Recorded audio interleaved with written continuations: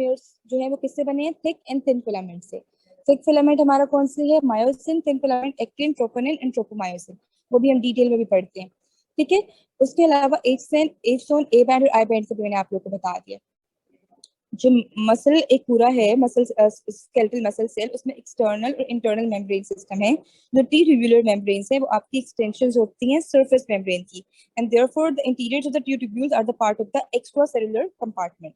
The sarcoplasmic reticulum, it is present in the internal membrane system. उसका function क्या है? Is to store calcium. और calcium कहाँ store होते हैं? उसके टर्मिनल सिस्टर्नी में। सार्कोप्लाज्मिक रेटिकुलम के कहाँ पे आपका स्टोर हुआ है कैल्शियम? टर्मिनल सिस्टर्नी में। ये एमसीक्यूज आ जाता होता है कि कैल्शियम की स्टोरेज आपके कहाँ पर है? वो terminal cisternae of sarcoplasmic reticulum. तो फिर अगर खाली सार्कोप्लाज्मिक रेटिकुलम हो तो उसको मार्क करना है। सही है। इसमें से अगर कोई बात समझ नहीं आई है तो मुझे बताओ।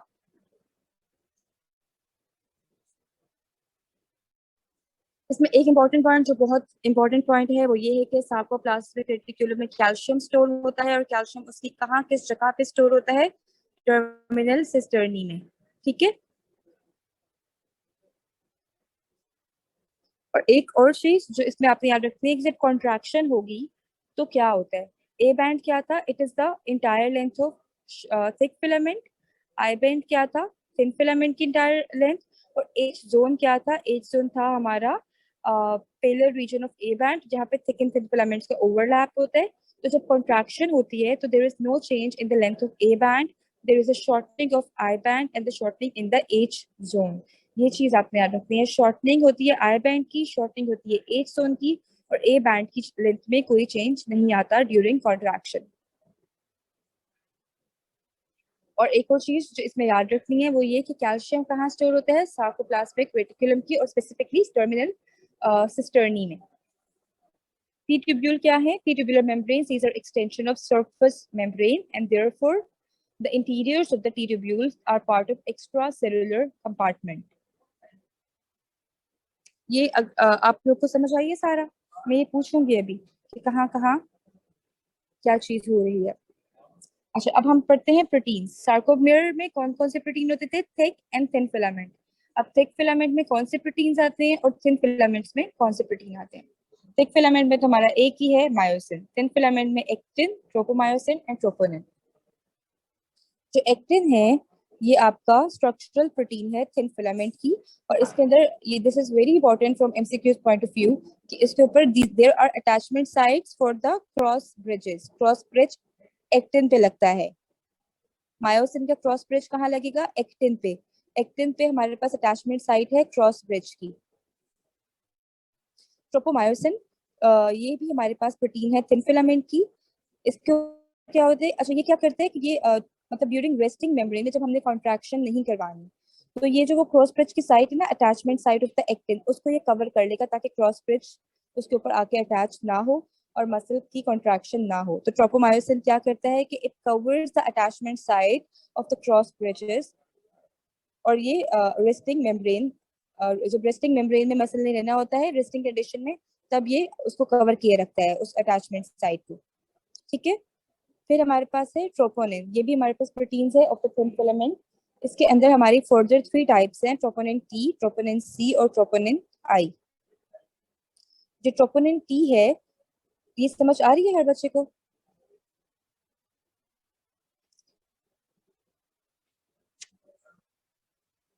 मैंने अभी जो एक्टिन का और ट्रोपोमायोसिन का बताया है, सबने सुना है? बच्चों आज ना मैं आप लोगों को प्रोटीन्स का बता रही हूँ ना बेटा मैं आपको, कि प्रोटीन्स और थिन फिलामेंट है, उसमें 3 है हमारे पास, एक्टिन, ट्रोपोमायोसिन, ट्रोपोनिन। आपको पहले वाला समझ आया है जो मैंने उसका स्ट्रक्चर बताया है मसल का? Yes ma'am. ठीक है, अब मैं आपको प्रोटीन्स बता रही हूँ कि हमारे सार्कोमियर किससे बना था? थिक एंड थिन फिलामेंट्स से, ठीक है। उसमें थिन फिलामेंट्स की, थिन फिलामेंट्स जो हैं उसमें वो 3 प्रोटीन से बना है। वो 3 प्रोटीन्स कौन सी हैं? एक्टिन है उसमें, ट्रोपोमायोसिन है और ट्रोपोनिन है, ठीक है।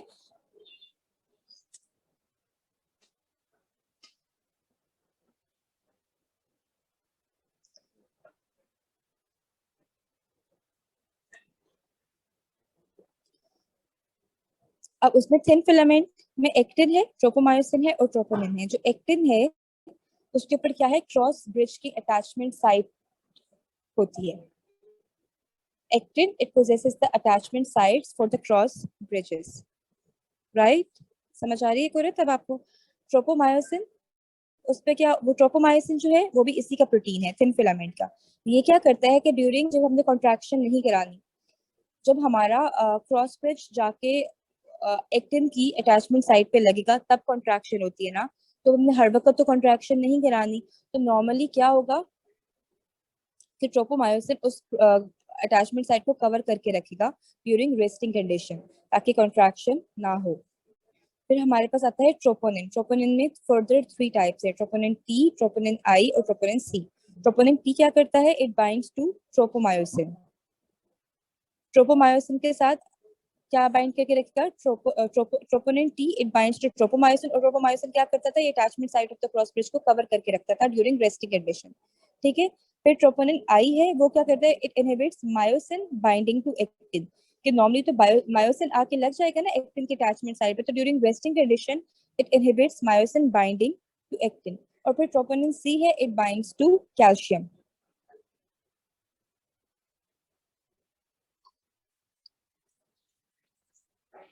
ट्रोपोनिन पे डिफरेंट, उसकी जो 3 ट्रोपोनिन की फर्दर थ्री टाइप्स है ना, ट्रोपोनिन टी, आई और सी। ये ड्यूरिंग रेस्टिंग कंडीशन और ड्यूरिंग कॉन्ट्रैक्शन इन्होंने एक रोल प्ले करना है। और during resting condition troponin T और ट्रोपोनिन आई का रोल है कि ट्रोपोनिन टी ट्रोपोमायोसिन के साथ अटैच हो जाएगा, ट्रोपोमायोसिन उस अटैचमेंट साइट को कवर करके रखेगी। ट्रोपोनिन आई वो मायोसिन के साथ बाइंड, वो मायोसिन को एक्टिन के साथ बाइंड नहीं होने देगा। जो ट्रोपोनिन सी है वो कैल्शियम के साथ बाइंड करेगी, और जैसे ही वो कैल्शियम के साथ बाइंड करेगी तो फर्दर चेंजेस आएंगी, जिसकी जैसे कॉन्ट्रैक्शन शुरू होगी। वो मैं आपको बताती हूँ कि क्या चेंजेस आएंगी, ठीक है। अभी फिलहाल बस ये याद रखो, एक्टिन के ऊपर अटैचमेंट साइट है, ट्रोपोमायोसिन उस अटैचमेंट साइट को कवर करके रखा है ड्यूरिंग रेस्टिंग कंडीशन। और ट्रोपोनिन की जो फर्दर टाइप्स हैं टी, सी, आई, और में से टी और आई ने ड्यूरिंग रेस्टिंग कंडीशन एक रोल प्ले किया हुआ है कि ट्रोपोनिन टी ने मायोसिन ट्रोपोमायोसिन के साथ बाइंड हो गया है, और ट्रोपोनिन आई वो मायोसिन को एक्टिन के साथ बाइंड नहीं होने दे रहा है, और ट्रोपोनिन सी वो कैल्शियम के साथ बाइंड होगा और आगे कॉन्ट्रैक्शन शुरू हो जाएगी जब वो कैल्शियम के साथ बाइंड होगा। तो फर्स्ट स्टेप हमारा क्या हुआ, कॉन्ट्रैक्शन को जब हम शुरू करते हैं कि ट्रोपोनिन सी के साथ कैल्शियम आके बाइंड कर जाएगा, ठीक है। ये चीज याद रखनी है। हमारा first step during skeletal muscle contraction ये होता है कि आपका कैल्शियम जो है वो ट्रोपोनिन सी के साथ जाके बाइंड कर जाएगा, और फिर आपका इनिशियल उसकी स्टेप्स होना शुरू हो जाएंगे, ठीक है। ये समझ आ रही है सारी? अच्छा, आगे क्या होगा, अब हमारा ट्रोपोनिन सी फॉर एग्जांपल देखो आके कैल्शियम के साथ बाइंड हो गया है। पहले मैंने बताया कि रेस्टिंग कंडीशन में क्या होगा कि ऑब्वियसली ट्रोपोनिन के साथ कैल्शियम नहीं बाइंड होगा, क्योंकि मैंने ये बताया ना कि हमारा फर्स्ट स्टेप क्या है कॉन्ट्रैक्शन का, कि ट्रोपोनिन सी के साथ कैल्शियम जाकर बाइंड कर जाता है, ठीक है। तो हमारा ऑब्वियसली जब हमारी रेस्टिंग कंडीशन है तो no calcium is bound to troponin and the attachment sites on the actin are unavailable for the cross linking. और क्या होगा, ट्रोपोनिन टी ट्रोपोमायोसिन के साथ अटैच हुआ हुआ होगा, ट्रोपोनिन आई वो इनहिबिट करेगा मायोसिन की बाइंडिंग टू एक्टिन। ये हमारा रेस्टिंग कंडीशन है। अब हम स्विच करते हैं कि हमने जब कॉन्ट्रैक्शन करवानी है तो क्या होगा कि early in the contraction process calcium attach to troponin C, it was the first step, I already told you about it, ठीक है। अब क्या होगा कि क्रॉस ब्रिज साइक्लिंग स्टार्ट हो जाएगी, और ये मैंने बुक से ऐसा सच बुक में नहीं है, मैंने खुद से बनाया हुआ है। बस ये आपको मैं जर्नल कॉन्सेप्ट दे रही हूँ कि बस समझ लो, फिर बुक से रीड करो तो समझ आ जाएगी, ठीक है।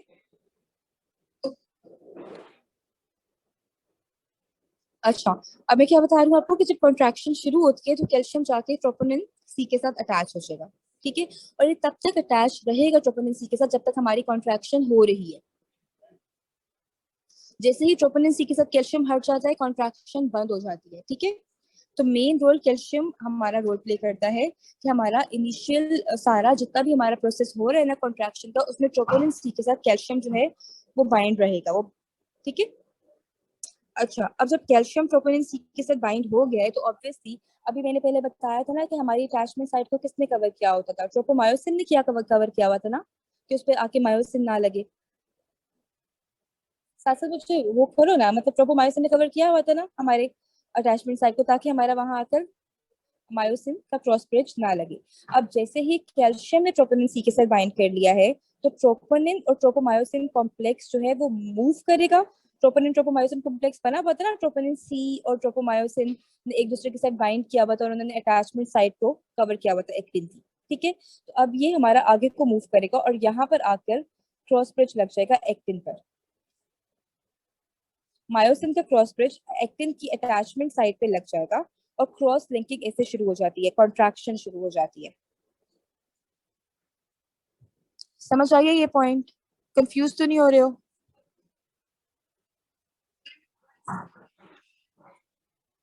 सॉरी, क्या बोल रहे हो? देखो, मैं दोबारा रिपीट कर रही हूँ। हमारे थिन फिलामेंट के 3 प्रोटीन्स मैंने आप लोग को बताए हैं। सार्कोमियर 2 प्रोटीन थिक और थिन फिलामेंट से बना है ना। थिन फिलामेंट फर्दर कितने प्रोटीन से बना है? Actin, tropomyosin, troponin. ठीक है, और जो थिक फिलामेंट है उसमें है हमारे पास मायोसिन। कंट्रैक्शन तब कब होती है? जब मायोसिन के क्रॉस ब्रिज, मतलब थिक फिलामेंट और थिन फिलामेंट की आपस में क्रॉस लिंकिंग होती है, तब कंट्रैक्शन होगी। ठीक है, समझ आइए ये इतनी? एक जर्नली याद करो, सार्कोमियर थिक और थिन फिलामेंट आपस में क्रॉस लिंकिंग थिक और थिन की होगी, तब हमारी कंट्रैक्शन होगी। इतना समझ आया? अब हमारे पास थिन फिलामेंट के 3 प्रोटीन्स हैं। ठीक है, एक्टिन है, ट्रोपोमायोसिन है और ट्रोपोनिन है।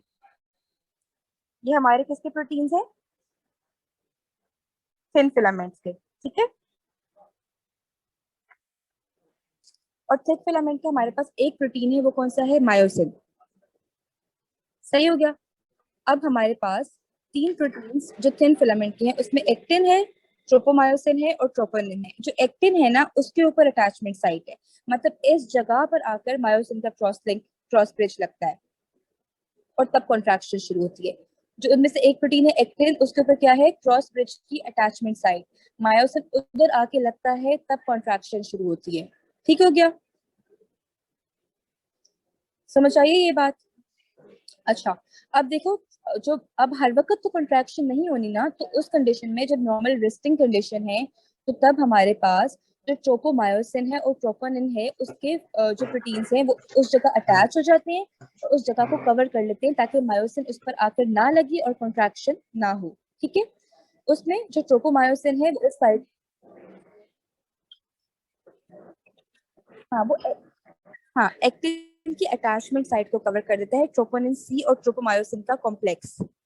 ट्रोपोमायोसिन और ट्रोपोनिन सी का एक कॉम्प्लेक्स बनता है, वो उस अटैचमेंट साइट को कवर करके रखता है ड्यूरिंग रेस्टिंग कंडीशन। ठीक है, और उसमें से मैंने ट्रोपोनिन की आपको 3 टाइप्स बताई है ना, सी, टी और आई। टी, आई और सी। ठीक है, तो उसमें से ट्रोपोनिन, टी और ट्रोपोमायोसिन ने तो अटैचमेंट साइट को कवर किया हुआ है, जो एक्टिन के ऊपर प्रेजेंट है। ठीक है, उस साइट को कवर कर दिए ताकि उस पर आकर कुछ भी ना लगे। सही है। उसमें से दूसरा कौन सा मैंने बताया था? ट्रोपोनिन आई। उसने इनहिबिट किया है मायोसिन को, ताकि वो आकर उस अटैचमेंट साइट पे ना लगे, ट्रोपोनिन आई ने। और जो ट्रोपोनिन सी है वो क्या करता है? कैल्शियम के साथ जाकर बाइंड कर जाता है। ये समझ आ गई है?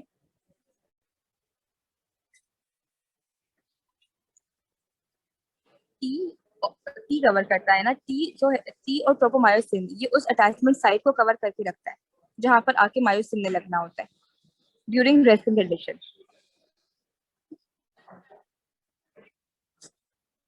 हाँ, और जो टी कैल्शियम से बाइंड करता है और जो ट्रोपोनिन टी है वो ट्रोपोमायोसिन के साथ कॉम्प्लेक्स बना के उस अटैचमेंट साइट को कवर कर लेता है। ठीक है,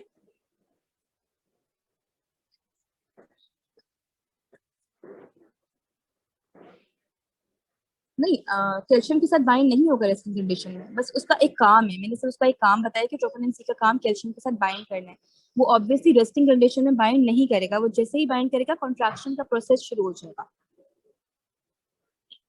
ठीक है, अब क्या हुआ है रेस्टिंग कंडीशन में? फिर ये सारी चीजें हुई हैं, कैल्शियम के साथ उसने बाइंड नहीं किया हुआ, ट्रोपोमायोसिन और ट्रोपोनिन टी ने उस कॉम्प्लेक्स ने उस अटैचमेंट साइट को कवर किया हुआ है, ट्रोपोनिन आई ने मायोसिन को इनहिबिट किया हुआ है और ट्रोपोनिन सी कुछ भी नहीं कर रहा, वो फारिग बैठा है। ठीक है, रेस्टिंग कंडीशन में। समझ आ गई इतनी? रेस्टिंग कंडीशन में क्या क्या कंडीशन है? ट्रोपोनिन सी कुछ भी नहीं कर रहा, उसके साथ कैल्शियम नहीं बाइंड, वो वैसे ही फारिग बैठा हुआ है। ट्रोपोनिन ट्रोपोनिन टी और ट्रोपोमायोसिन ने उस अटैचमेंट साइट को कवर किया हुआ है, और ट्रोपोनिन आई उसने इनहिबिट किया हुआ है मायोसिन की बाइंडिंग टू एक्टिन। सही हो गया, ये इतना समझ आइए। अच्छा, अब देखो, अब कॉन्ट्रैक्शन प्रोसेस शुरू होगा, ठीक है। जब कॉन्ट्रैक्शन होगा तो फर्स्ट स्टेप क्या होगा हमारा, कैल्शियम आके बाइंड कर गया ट्रोपोनिन सी से, ठीक है।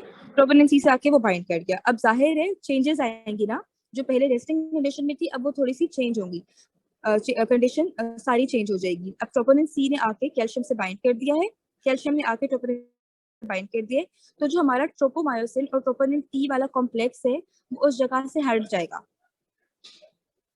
अपनी जगह से वो हटेगा, ताकि उधर आके मायोसिन का क्रॉस ब्रिज लग जाए और कॉन्ट्रैक्शन शुरू हो जाए, ठीक है। और और ये तब तक हमारा कैल्शियम वहां पे बाइंड रहता है जब तक कॉन्ट्रैक्शन हो। जैसे ही हमारा कैल्शियम हट जाता है, कॉन्ट्रैक्शन टर्मिनेट हो जाती है, ठीक है। बस अभी इतना याद रखो।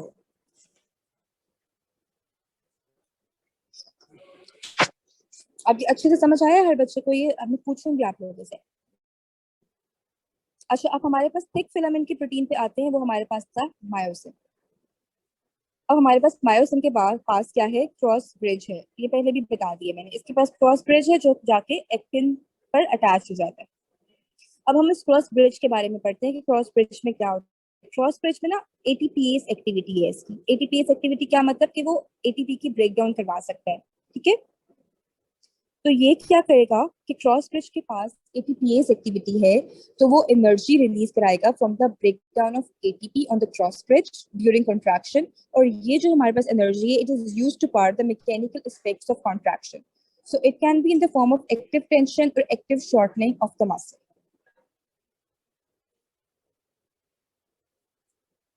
सही हो गया, ये समझ आ गई है ये सारा।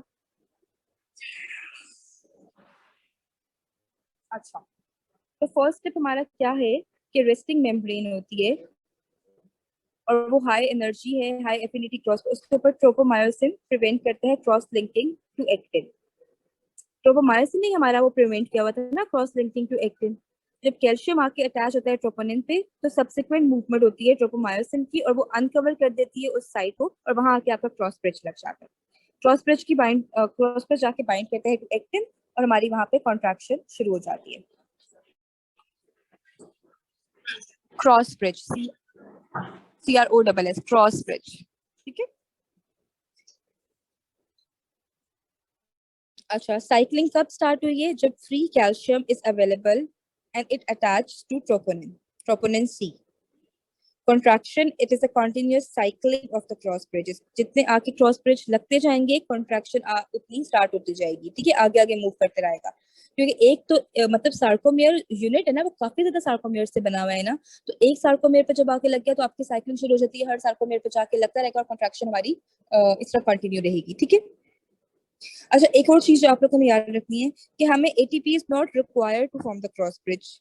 कि मतलब cross bridge linking to actin हमें एटीपी ने नहीं किया था, किसने स्टार्ट की थी, वो कैल्शियम ने की थी। कैल्शियम जाके लगा था, तब ये क्रॉस लिंकिंग शुरू हुई थी ना, उसमें एटीपी का रोल नहीं था। एटीपी का रोल कॉन्ट्रैक्शन को मजीद करवाने में है, उसको इनिशिएट करवाने में नहीं है। लेकिन एक और चीज आपने याद रखनी है, कि जब एटीपी जाकर क्रॉस ब्रिज पे अटैच हो जाता है ना, तो उसकी एफिनिटी फॉर एक्टिन का खत्म हो जाती है, और वो हट आपकी कॉन्ट्रैक्शन खत्म हो जाती है। ये पॉइंट समझ आया है कि एटीपी हमें, it is not required to initiate the contraction. Initiate करने के लिए cross linking of myosin to actin हमें नहीं रिक्वायर्ड। लेकिन जब एटीपी पे जाके cross link ATP cross bridge पे जाके लग जाता है, तो उसकी एफिनिटी फॉर एक्टिन खत्म हो जाती है।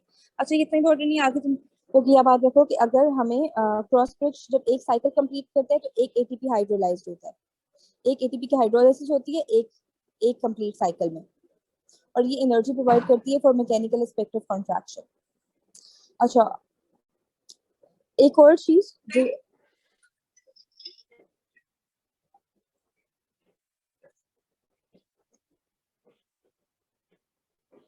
हाँ,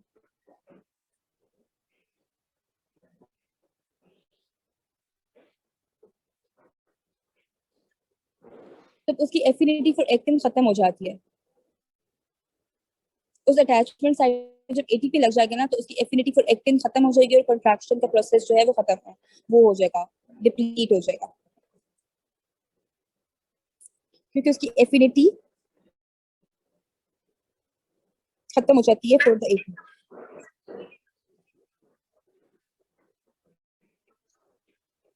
ऐसे ही। अच्छा, क्रॉस ब्रिज की साइक्लिंग कब कब तक जब तक कंटिन्यू रहती है, until there is withdrawal of calcium, कि कैल्शियम खत्म हो जाएगा तो क्रॉस ब्रिज साइक्लिंग खत्म हो जाएगी, कंट्रैक्शन खत्म हो जाएगी। या फिर ये एक नॉर्मल कंडीशन है, नॉर्मल रेस्टिंग कंडीशन में यही होता है कि विथड्रॉल ऑफ कैल्शियम और साइक्लिंग स्टॉप हो जाती है, कंट्रैक्शन खत्म हो जाती है। या फिर एक और राइगर मोर्टिस उस कंडीशन कहते हैं कि एटीपी की डिप्लीशन हो जाती है ना, जब एटीपी नहीं है और एटीपी आपको जगह पे बाइंड नहीं कर रहा और कंट्रैक्शन खत्म हो जाएगी। फिर एटीपी की डिप्लेशन या विड्रॉल ऑफ कैल्शियम, अदरवाइज हमारी साइक्लिंग कंटिन्यू रहेगी। इन दो कंडीशन के अलावा साइक्लिंग कंटिन्यू रहेगी। नॉर्मल कंडीशन में विड्रॉल ऑफ कैल्शियम होता है, और राइगर मोटिस क्या होता है कि जब बंदा मतलब डेथ हो जाती है तो हमारा एटीपी की डिप्लेशन हो जाती है ना, जो देखा है कि एकदम से स्टिफ मसल होते हैं और कॉन्ट्रैक्शन के बाद वो रेस्टिंग कंडीशन में नहीं आते, और वो हम कहते हैं ना कि बंदे को फौरन उसकी आंखें ही बंद कर देनी चाहिए, क्योंकि उसकी वो मसल्स वरना इतने स्टिफ हो जाते हैं कि बाद में आंखें भी बंद नहीं होती है। तो वो एटीपी की डिप्लेशन हो जाती है, राइगर मोटिस उस कंडीशन को कहते हैं।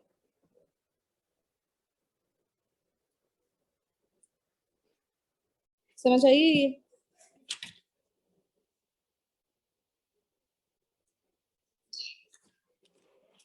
अच्छा, अब सीक्वेंस देखो। अब ऑब्वियसली हमारे न्यूरोमस्कुलर जंक्शन जो होते हैं हमारे, वहां से शुरू होते हैं ना एक्शन पोटेंशियल। तो एक्शन पोटेंशियल सबसे पहले इनिशिएट होता है आपके न्यूरोमस्कुलर जंक्शन में, वो आपके स्केलेटल मसल के ऊपर जाकर ट्रेवल करता है और वहां से वो जाता है टी ट्यूब्यूल्स में। ठीक है, वहां से वो टर्मिनेट, एक्शन पोटेंशियल ऊपर न्यूरोमस्कुलर जंक्शन से स्केलेटल मसल की टी ट्यूब्यूलर मेम्ब्रेन में आके टर्मिनेट हो जाता है। अब action potential it does not spread across the surface of sarcoplasmic reticulum, it is an internal membrane system. क्योंकि वहां पर आपका सार्कोप्लाज्मिक रेटिकुलम क्या है, वो इंटरनल मेम्ब्रेन सिस्टम है ना, वहां से उसकी अपनी एक साइकिल शुरू हो जाएगी कि कैल्शियम वहां से रिलीज हुआ है, वो वहां पे एक्शन पोटेंशियल का काम खत्म हो जाता है।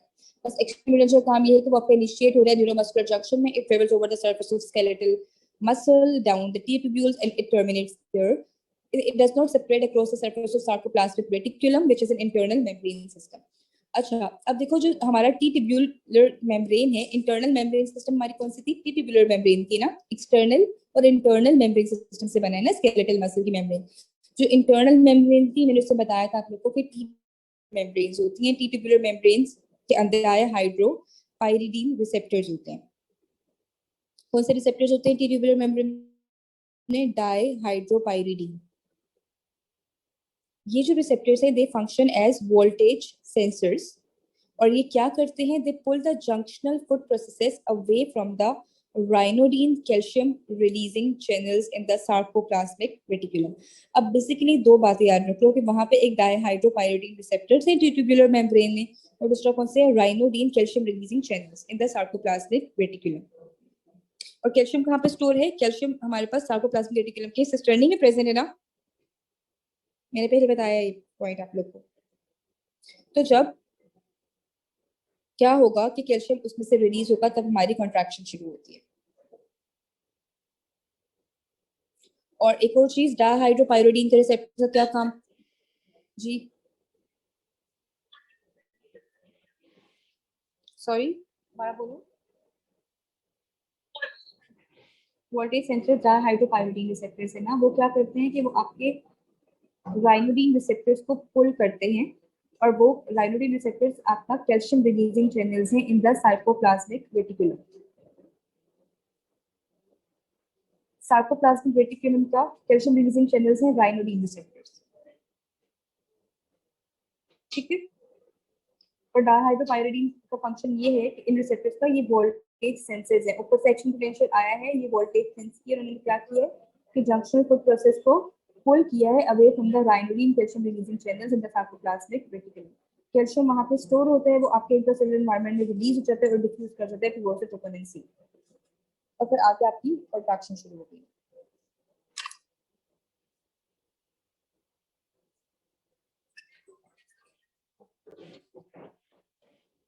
इसका क्या काम है,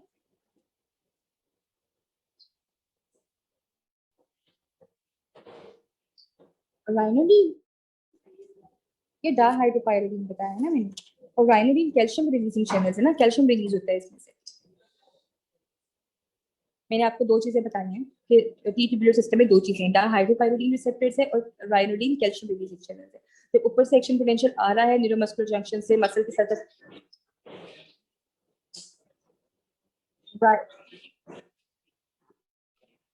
RHANODINE, राइनोडिन।